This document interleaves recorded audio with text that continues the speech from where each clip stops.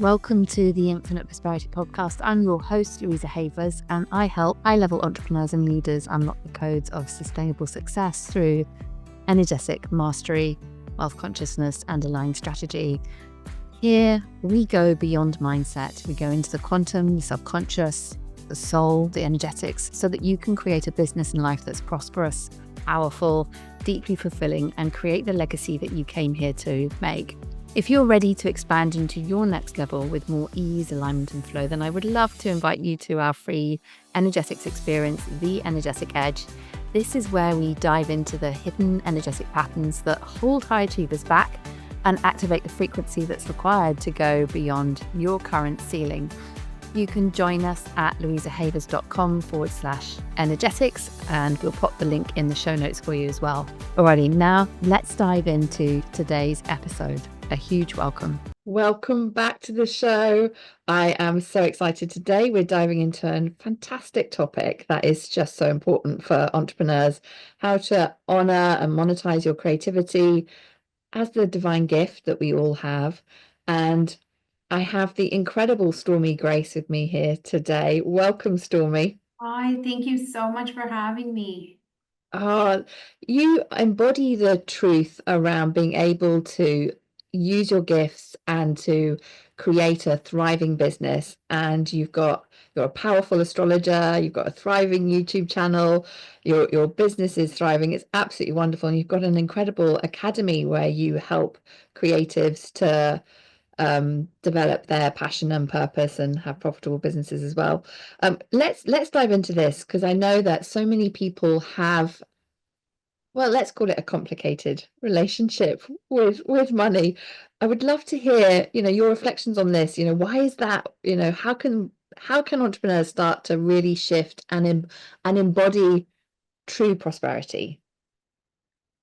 Yeah, thank you. That's such a good question. And I really try to keep things simple and start, at the most simple level of any of anything that I'm working on, because to me, clarity is key. So first, I think it's understanding what is prosperity, because it's very easy today to have that word. People are like, it's the being in my divineness, being in my spirit, being in alignment. I'm like, it's not. Prosperity means successful in material terms and flourishing financially. That's what that word means.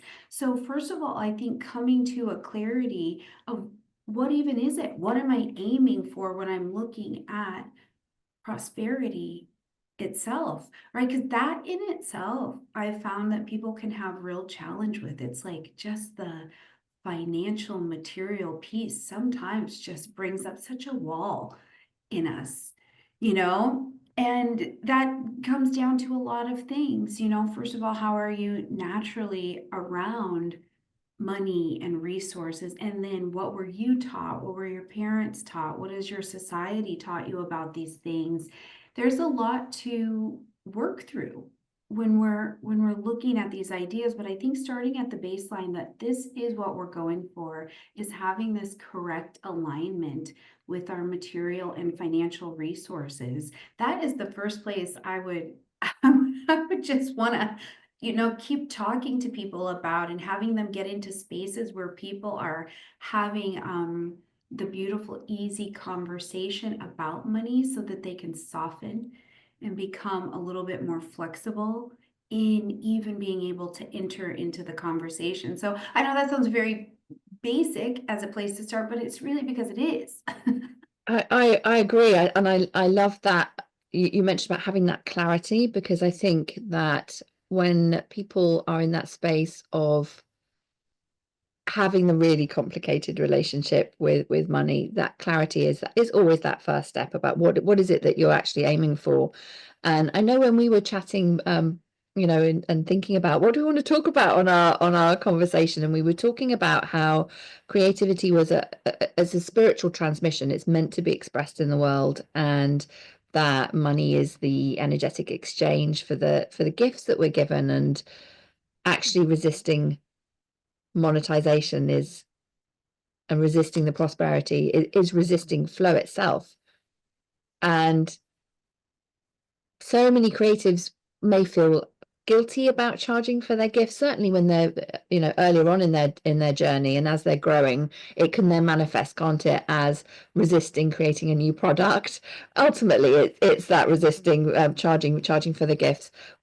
How can you how can people shift their mindset so that they can see this monetization as a divine responsibility?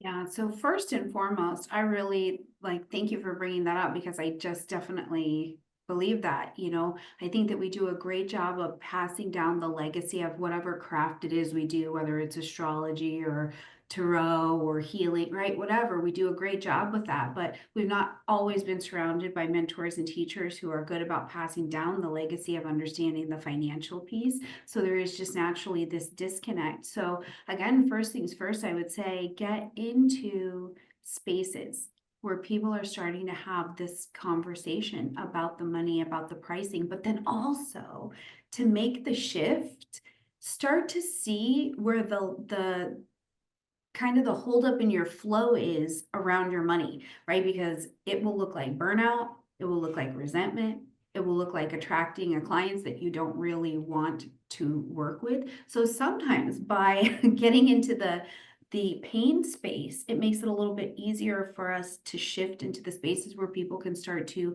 talk to us and pour their medicine into us around the pricing, around the money. And then we can learn to ask better questions about how our creativity is serving. What is actually the result of my work when people come to me? What's just the result, not the value of me as a person, but the value of my expertise to help someone? And that is a very, very different question than what is my value, right? That is a sticky place that I've seen creatives go to, where it's like, well, I mean, why would anybody pay me for that? And it's like, oh, well, they're here to buy your skill, your expertise, not you, right? So, but I think we need help, and we need mentorship, and we need community to start to help us see these shifts and to have people guide us through asking these questions of, well, what were you even taught about money, first of all, that gets to that next level about, am I even allowed to charge for my creativity?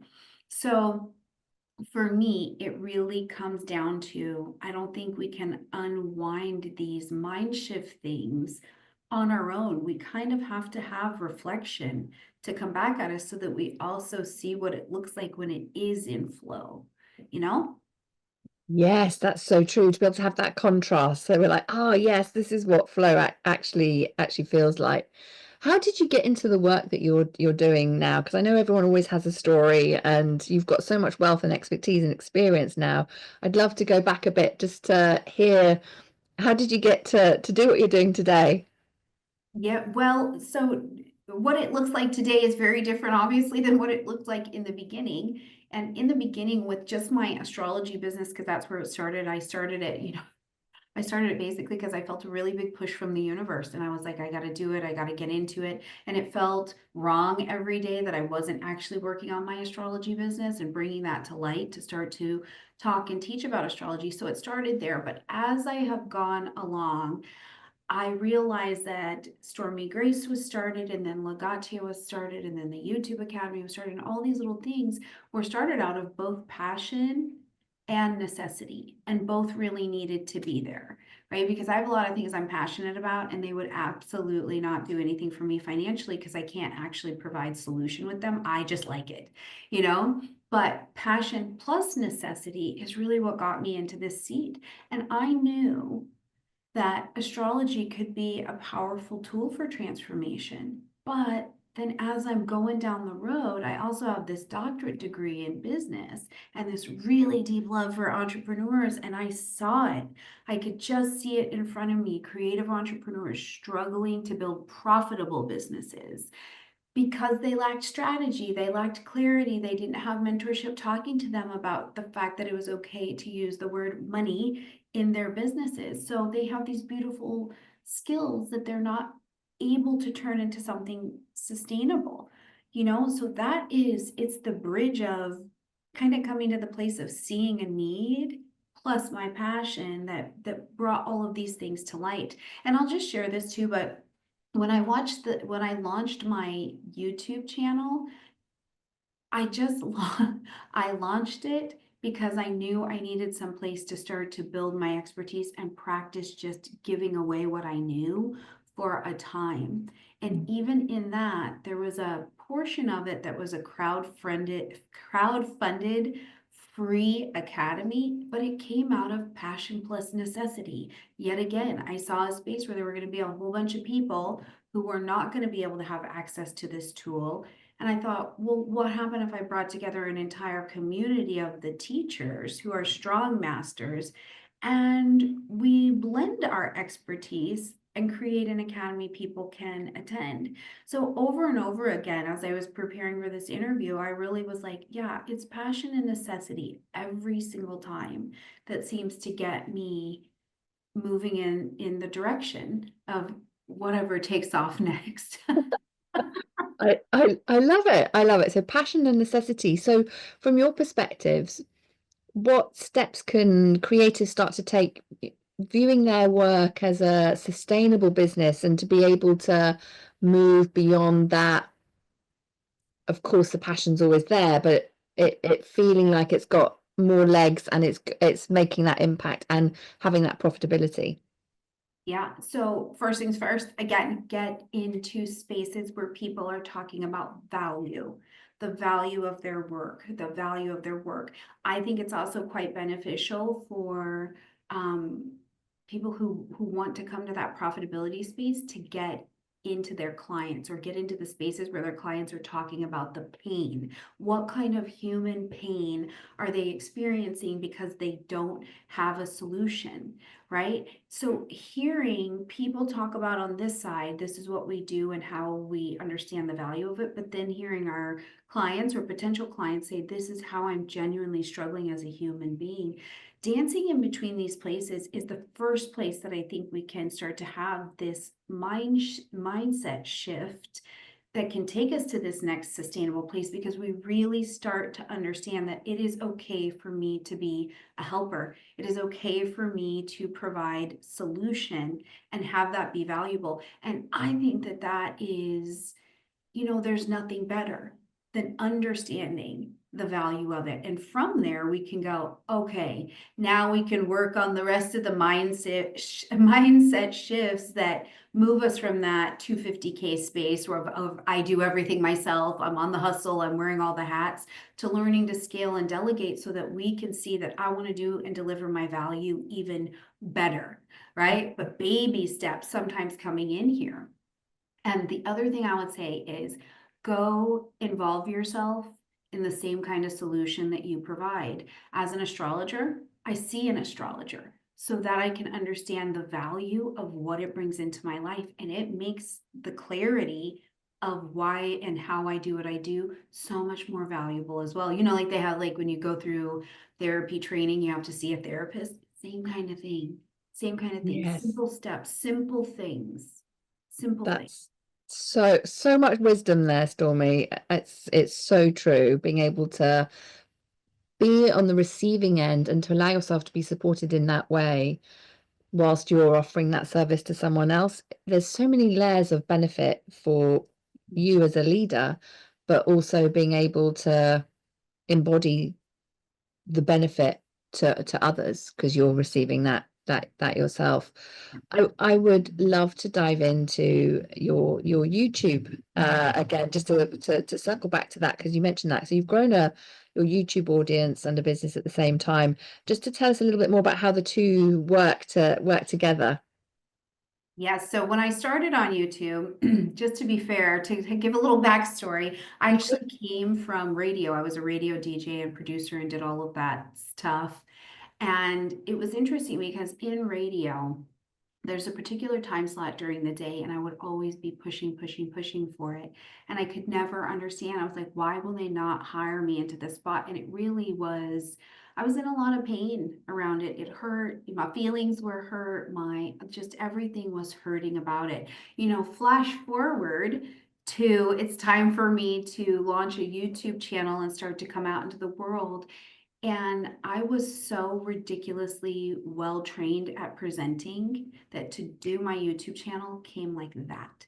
And it was really a universal moment for me, a spiritual experience, if you will, because I realized that I wasn't in radio to be a radio person at that time. I was in radio because these beautiful people were training me. Like, I get tears thinking about it. They were training me for what I was going to do next, and I had no idea.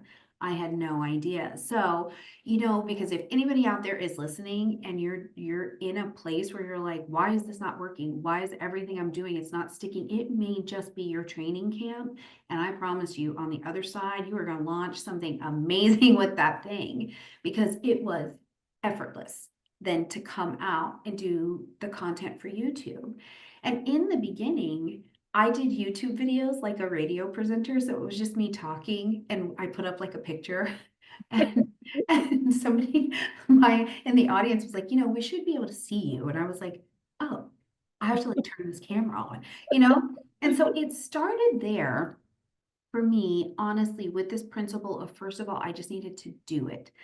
I really believe that half the time I cannot think myself into the right action, because I will think and think and think and think and think and then end up in analysis paralysis and having never done the thing. I have to act my way into different thinking and belief. So the first couple of years of YouTube was a lot of just taking action, because every time I took an action, it showed me how to do what was next.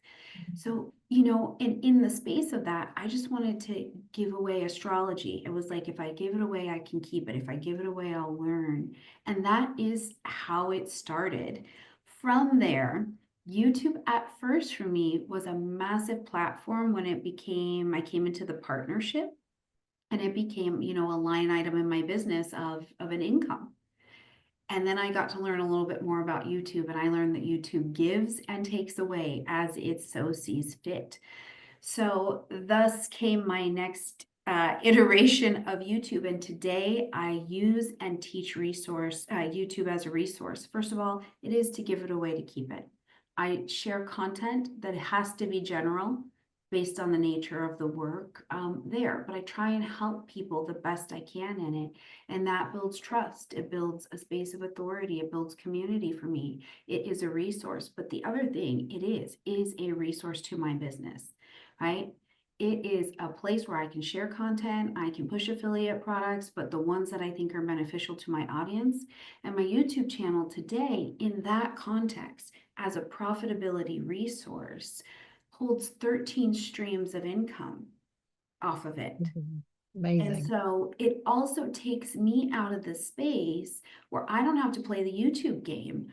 I just have to understand the algorithm, but I don't have to make a piece of content every day and be on the hustle and be on the go and keeping up. It's set to my pace and works for my business. That's a very different mind frame than a lot of the YouTubing I was doing before.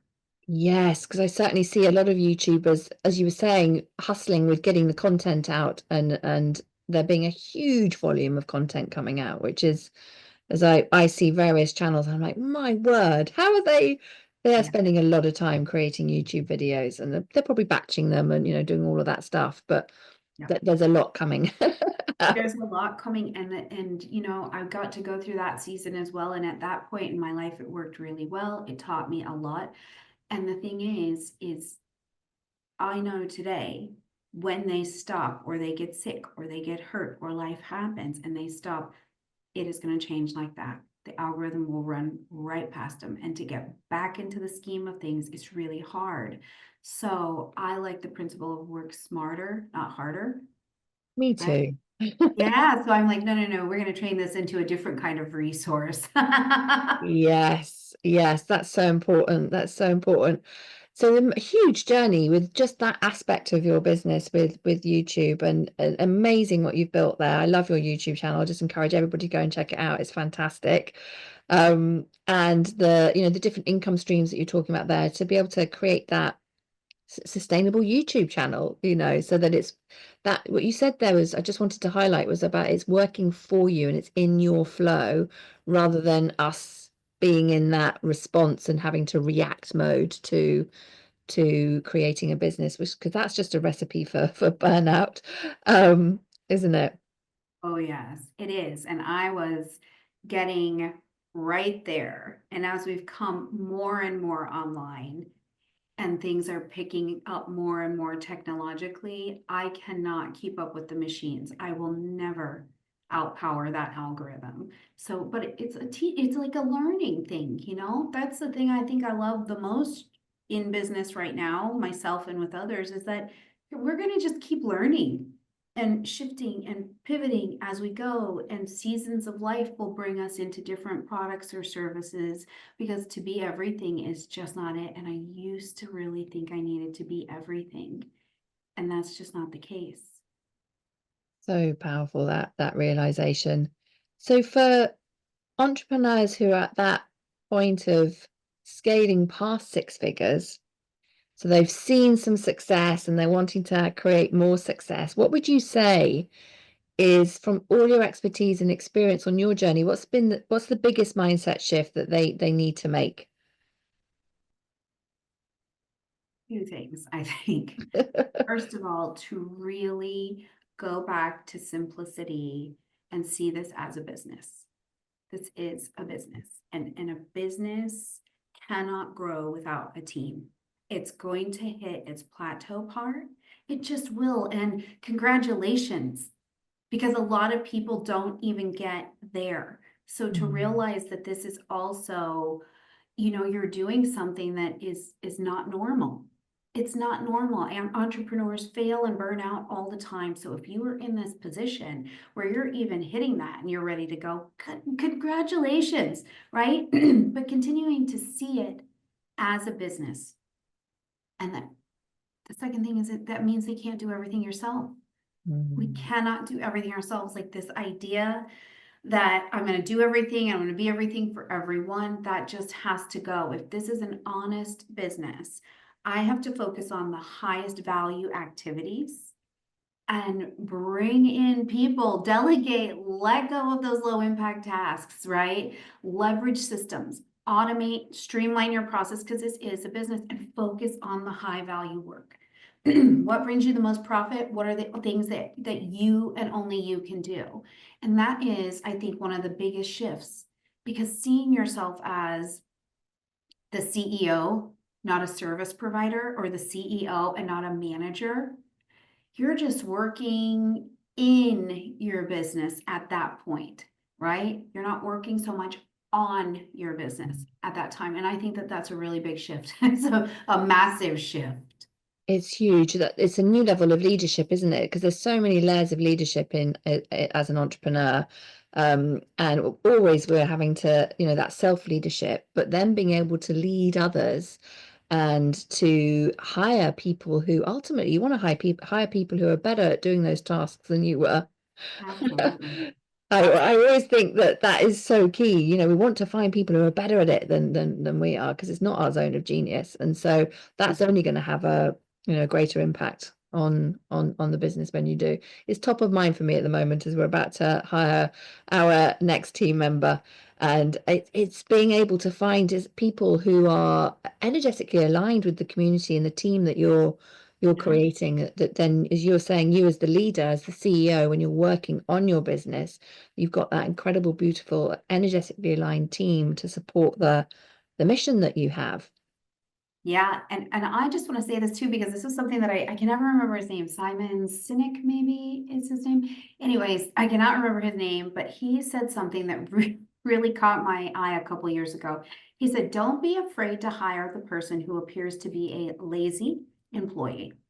He said, because what they are actually very good at is being efficient, and they will show you where you have systematic inefficiencies. And I really took that to heart. And, you know, not too long after that, a person came into my world and I hired him for a time. It wasn't going to work forever, but I really got to see some system inefficiencies that I was like, that is an incredible thing to keep in mind as we are out there hiring people and we want them to be in energetic alignment, is that my zone of genius was also not going to be to find my own inefficiencies, but a person who is moving at slightly different vibe than me was like, this is a waste of time. I was like, oh my God, you're right. You're absolutely right. This is not a good. So just to say, I think in my mind, always have this idea that I'm going to hire this energetic team and we're all me. And that is not always the best. Yes, yeah, I love that perspective around don't be afraid of hiring the lazy person. So someone who's working at a different rate to you because they're going to see the inefficiencies. That's so true. It's one of those, it's blind spots, isn't it, that we all have because we're in the business, and until those fresh eyes come in and they're like, why are you doing that? Right. You'll have that moment of, I have no idea. Yeah. There's so much to this. I would love to bring in the astrology aspect because this is such a key. You are an astrologer, and I know this is going to really resonate with our audience, with their missions. How can astrology be a practical tool for business growth, as we're talking about the business growth? How do you use it in your own life? Yeah. Well, first of all, I mean, astrology does everything that business planning and psychotherapy does. We just do it faster. That's really like the cool strategic advantage I think that astrology brings to the table when you know how to use it or you have some guiding. First of all, timing. Astrology is brilliant for timing, whether it's in your business that you want to launch something, you want to scale something, you want to see when to put out a new product, you want to even see energetically the timing of your business's energy when it's good for anything. Right? We're going to be able to see that in the astrological chart. We're going to look at Jupiter. When is it time to grow? We're going to look at Mercury. Where's the best time for the clearest messaging? Right? So there are some things that we can bring in. We can also, from your business's chart, look at your best brand identity. What are the right colors for you? How do you correctly position yourself? What's the best daily work setup for your business's energy? Who are your ideal clients? How can you avoid burnout? All of those things can absolutely be seen. So it's like, astrology just isn't like this woo-woo technique. It is another tool for making really aligned decisions, because when we work with the natural energy that is around us, we remember that even if it's a business, it exists in nature, and business flows easier, faster, more intuitively when it's aligned with nature. Astrology becomes really exciting to see how it works with you and for you. I love this so much. I completely agree and echo this. We use the cycles within our planning for our marketing as well, and it makes so much difference. And whenever there's been times where we're like, why is that happening? It's like, oh, okay, Right. I missed that one. Right. And how can you like also use it to, this is a big thing in my life, to use the timing to create a culture. Like when several times a week we get very long, it's called a void of course moon time. It's when the energy is absolutely flat. And to me, I teach it as a time where we remember that the universe is kind. There's more rest, there's more breathe, there's more stop going forward in a given week than we give ourselves credit for. So, what if during the void of course time, we create a culture in the business of, okay, during this time, we're actually only going to be working on finishing things, nothing new is coming through just yet? What would happen if we had that kind of radical accountability in how we form the systems in the daily routines of our businesses and our own lives, right? Because everybody's under the void of course moon, like nobody's exempt. So it's like in my life, I know that I give myself a break. I don't create content at those times. I allow myself a position to rest, to hydrate, to make sure but that takes some accountability, right? Because Mm. it's very easy to like go, go, go, go, go. That's my nature in general. But kind of building these things in, building them in with my family, these are life changers when we just look at what is even energetically available for me here. I love that. I often talk about the space. So that would be the language. Like we have to have that space within the week so that we can receive. Mhm. Because if we're in that doing mode, then we're not receiving because the energy's different. And so I love that you create that in alignment with the moon. It's incredible. So, and each week, from what you're saying around so you called it the void of course. Did I hear that correctly? Just to highlight it for our listeners, because I'm sure they'll be going, right, I need to Google that. So you need to go and check out Stormie's YouTube channel. find Yeah. find her there, where you'll be able to learn more. That leads us to, just in terms of wrapping up, Stormie, because there's so much here. I could chat to you all day, and I'm so glad you're in Seville as well. I hope we're going to have a cup of coffee soon.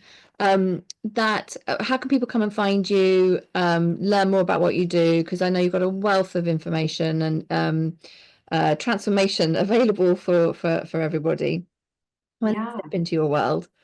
Come step into my world. I would absolutely love that. Yes, first of all, you can just find me at stormiegrace.com. That is my astrology website, if that is a lane that you want to interact in, or you can find me at legatia.com, which is my business school, and that is non-astrological, open for all creative entrepreneurs. So if you do breath work, song bowls, you train cucumbers, whatever you're into, we can meet over there, and we'll have a place where I'm going to show you how to build a profitable business.